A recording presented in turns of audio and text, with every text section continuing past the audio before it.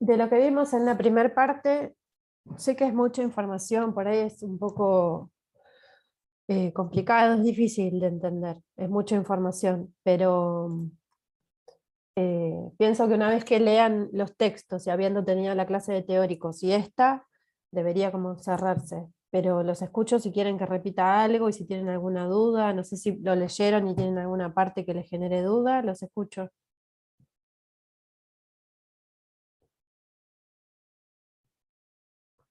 O avanzamos. ¿Continúo? Bueno, me había quedado en una parte, faltó explicar, porque Freud piensa que en este masoquismo moral hay una resexualización de las figuras parentales y sobre todo de la moral.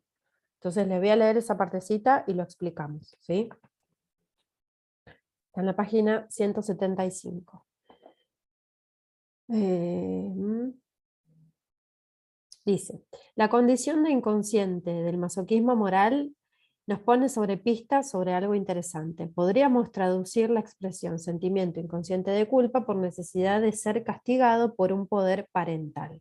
Ahora bien, sabemos que el deseo de ser golpeado por el padre, tan frecuente en las fantasías, está muy relacionado con otro deseo, el de entrar en él con una vinculación sexual pasiva, femenina, y no es más que la desfiguración regresiva de ese último. Si referimos este esclarecimiento al contenido del masoquismo moral, se nos vuelve evidente un secreto sentido. La conciencia moral y la moral misma nacieron de la superación de la desexualización del complejo de Edipo.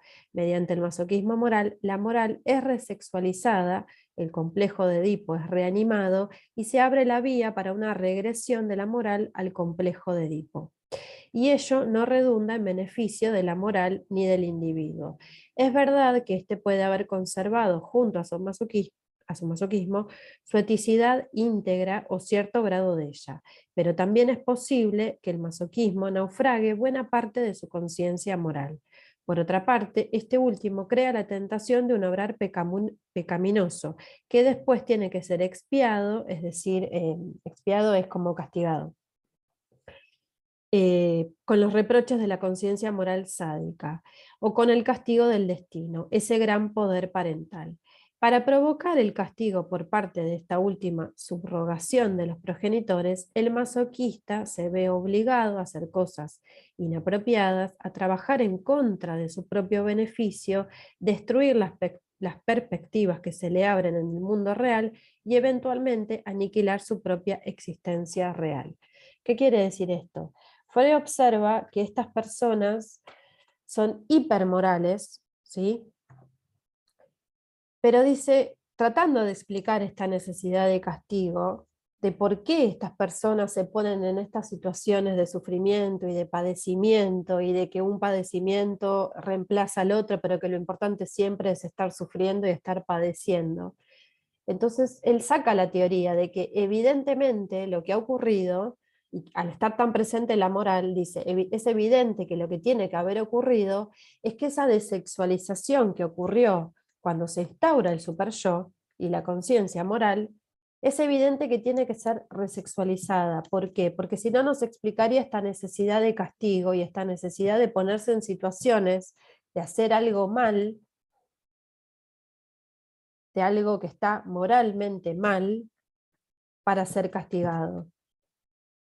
Y que el alivio venga con el castigo y no con la cura, ¿sí? Por eso es que la reacción terapéutica negativa es una reacción paradojal, porque uno no entendería por qué allí donde se trabajaron tantas cuestiones, se levantaron un montón de síntomas, se levantaron inhibiciones, realmente hay un avance con ese paciente y de repente hay una desmejoría súbita e inesperada, dice Freud.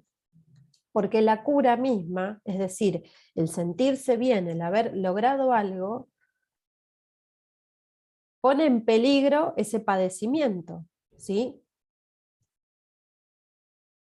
Entonces la forma de explicarlo de Freud es esto: hay una necesidad de castigo y por eso es que el masoquista pareciera que activamente se pone en estas situaciones donde busca ser castigado. Se pone en situaciones de haber hecho algo mal para recibir ese castigo. por los poderes parentales o por el destino, por la vida, ¿sí? Por todos los subrogados de los poderes parentales. Por eso dice, en el masoquismo moral específicamente no importa cuál es el sufrimiento, ni tampoco importa de dónde venga. ¿Sí? Como este caso que les contaba de que sufrió una inundación y perdió todo, bueno, en ese caso, qué sé yo, la naturaleza, la vida, el karma, en lo que crea en esa persona, ¿sí? Lo importante es padecer. Entonces, a modo de conclusión o de cierre, la reacción terapéutica negativa es esta reacción paradojal donde se espera una mejoría después de mucho trabajo y en su lugar lo que hay es un empeoramiento súbito e inesperado. Y Freud lo que va a decir, la teoría de Freud, es que en el fundamento de esa reacción terapéutica negativa nos encontramos, por un lado, con el sadismo del superyo, cuando la pulsión de muerte se aloja en el superyo, y por la otra vertiente es el masoquismo del yo o la necesidad de castigo, cuando la pulsión de muerte se aloja en este masoquismo del yo, se aloja en el yo. Y va a decir Freud, es muy difícil de trabajar, por eso él dice que es una de las resistencias más difíciles de tratar y de trabajar. Primero porque en general, como el paciente se siente incurable y como el paciente ve la cura misma como un peligro, es probable que abandone, que diga, yo no tengo cura, me siento enfermo, nunca me voy a sentir bien, y es probable que abandone. Y por otro lado, porque dice Freud, cuando esta pulsión de muerte se aloja en el masoquismo del yo, es más mudo y es más difícil de trabajar. En cambio, cuando estamos hablando de sentimiento inconsciente de culpa, cuando hablamos del sadismo, del super yo, quizás sea más fácil para el paciente ponerlo en palabras. Y al ponerlo en palabras, como siempre decimos, es que tenemos un hilito del cual tirar y empezar a trabajar y que el paciente pueda seguir hablando. Pero por lo general, dice Freud, estas dos cosas, estas dos cuestiones se aunan, ¿sí? A un sadismo del super yo le corresponde un masoquismo del yo. O un super yo que busca castigar, por lo general se encuentra o le corresponde un yo que busca ser castigado. ¿Cómo se podría llegar a hacer? Bueno, en principio, si el paciente se queda y está dispuesto a trabajar, uno podría llegar a señalarle o a hacerlo cuestionarse por qué, qué raro que después de semejante logro, o que veníamos bien, o que estaba a punto de conseguir, no sé, ese trabajo que tanto quería, o que estaba a punto de concretar algún negocio importante o algún viaje y de repente se cae todo. Uno puede como hacer pequeños señalamientos como para que el paciente se quede pensando, trate de asociar algo y pueda comenzar a ponerlo en palabras, ¿sí? Otra cosa muy interesante y que en su momento generó polémica, no sé si lo llegaron a leer a lo último del texto, en la página 176, él dice: el masoquismo moral pasa a ser el testimonio clásico de la existencia de mezcla de pulsiones. Su peligrosidad se debe a que desciende de la pulsión de muerte, corresponde a aquel sector de ella que se ha sustraído a su vuelta hacia afuera como pulsión de destrucción. Pero, por otra parte, tiene el valor psíquico de un componente erótico. Ni aún la autodestrucción de la persona puede producirse sin satisfacción libidinosa. Esto generó mucha polémica porque está hablando del suicidio, ¿sí? Dice, hasta la muerte, hasta la autodestrucción de la persona no puede pensarse sin una satisfacción libidinal. ¿Pero de qué está hablando? De una satisfacción libidinal de la pulsión de muerte, ¿sí? Bueno, hasta acá lo que tenemos para hoy de este texto y de este tema. Los escucho si tienen alguna duda, algún comentario. ¿Qué les parece?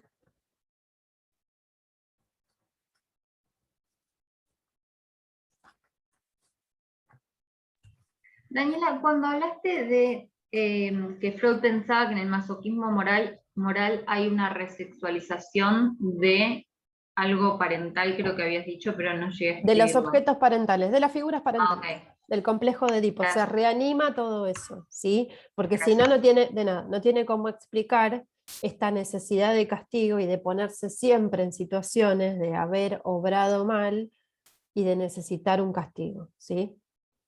Es la teoría que se forma él para tratar de explicar qué es lo que ocurre en estas personas.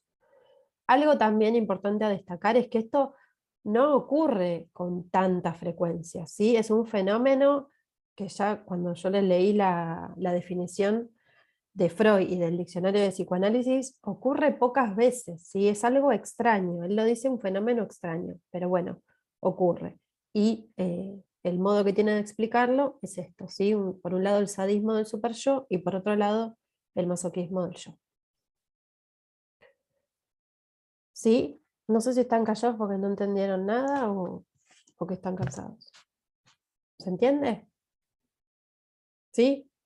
Bien. Sí, como que falta bajarlo con los textos, por lo menos en mi caso me falta Claro, bajarlo con... sí, sí, súper importante que los lean, pero yo creo que teniendo la base del teórico, teniendo esta clase, cuando vayan al texto va a ser más fácil, me parece. ¿Sí? Bueno, la clase que viene para este práctico, intervenciones en la clínica, ¿sí? Diferencia entre interpretación y construcción. Y tienen construcciones en análisis, es un solo texto de Freud. Eh, una buena noticia para ustedes, igual después lo repito porque es del práctico B. En el práctico B, que la clase que viene tendríamos que ver ataque de pánico, el texto de Junger no entra. Solamente vamos a ver Freud y Bellucci, que es el mismo autor que vimos para psicosis. El de Junger no entra, igual después lo repito en el otro práctico. Bueno, entonces los espero 14:30 para que leamos Santiago, ¿sí? Hasta luego.